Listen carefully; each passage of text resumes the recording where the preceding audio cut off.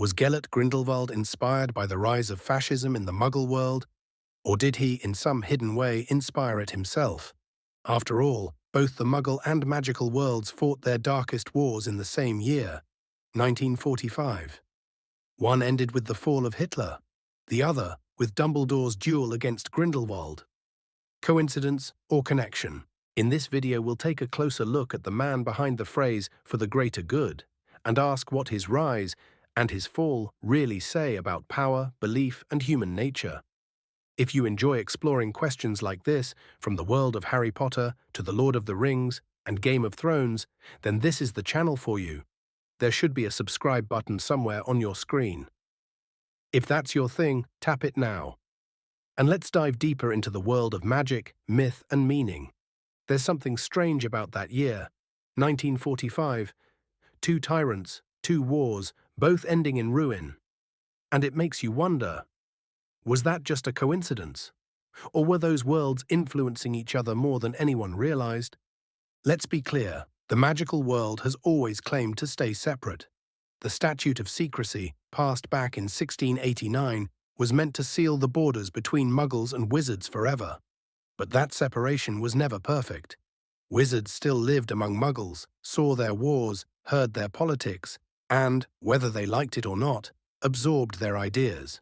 So when the 20th century arrived and the Muggle world began sliding toward authoritarianism and racial purity, well, I would think the wizarding world felt that same pull. And that's where Gellert Grindelwald comes in. Grindelwald was one of the most brilliant wizards of his age, charismatic, visionary, and utterly convinced that history had chosen him for something greater. He was educated at Durmstrang, a school famous for discipline and strength. It didn't forbid the study of the dark arts, it encouraged understanding them. And from what we know, Grindelwald understood them all too well. He was expelled for twisted experiments and dark ideas that went too far, even for Durmstrang. But his exile led him to Godric's Hollow and to Albus Dumbledore. Two minds alike in brilliance and in ambition. For one summer, they dreamed of remaking the world together. A world where wizards ruled openly for the good of everyone. It sounded noble. Even Dumbledore believed it, for a time. But then came Ariana's death, and with it, Dumbledore's lifelong guilt.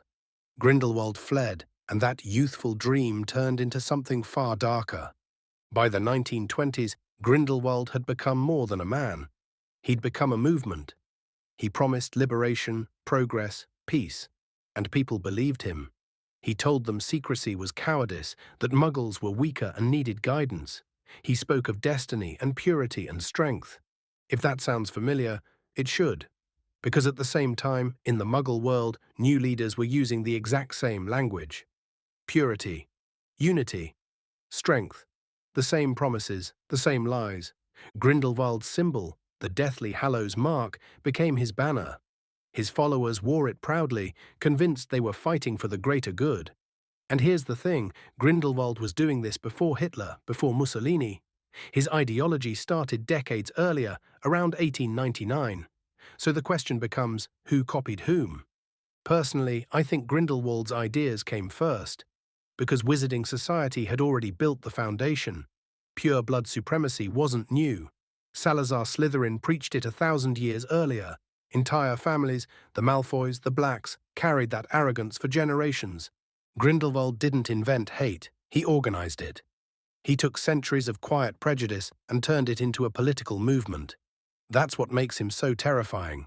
He made evil sound rational. He convinced good people that they were serving a noble cause. And if you look through history, magical or Muggle, that's always how tyranny begins.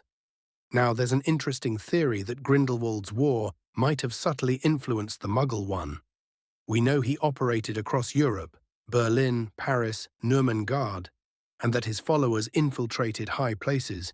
He had spies, diplomats, sympathizers, so it's not impossible that his message bled into Muggle politics, not directly, but through whispers, ideology, the kind of rhetoric that catches fire in desperate times. In my opinion, that's entirely believable, because darkness spreads through belief faster than through armies. And Grindelwald's greatest weapon wasn't his wand, it was his words. Unlike Voldemort, Grindelwald didn't rule by fear alone. He ruled by faith. He believed he was saving the world. And in his own mind, he was right. He wasn't motivated by cruelty, he was motivated by conviction. And that's what makes him the most dangerous kind of villain, the one who commits atrocities in the name of salvation. Voldemort killed for power, Grindelwald killed for order. And you can't reason with someone who believes they're doing good.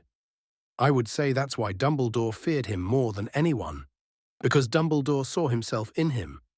When Dumbledore finally defeated Grindelwald in 1945, the world was ending its Second Great War.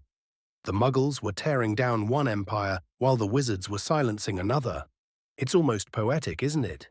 Two worlds, separate but somehow synced, both cleansing themselves of tyranny in the same breath. But I don't think it was coincidence. I think it was reflection. Because Rowling's world has always been a mirror, showing us that evil isn't magical or muggle. It's human. Grindelwald's defeat didn't erase the ideas he stood for. Decades later, those same beliefs rose again under a new name, Voldemort. Different face, same disease. And maybe that's the real message, that evil never truly disappears. It just waits for people to stop paying attention. So, was Grindelwald inspired by Muggle fascism, or did he inspire it? Honestly, I don't think it matters which came first. They were born from the same place, fear, pride, and the desperate need to control what we don't understand. Grindelwald's story isn't just about magic or history. It's a warning that even the most intelligent, even the most well-intentioned among us, can justify anything if we start believing our vision is more important than anyone else's life. And in that sense, for the greater good becomes the most dangerous phrase ever spoken. If you enjoyed that video, you won't want to miss the one on screen now.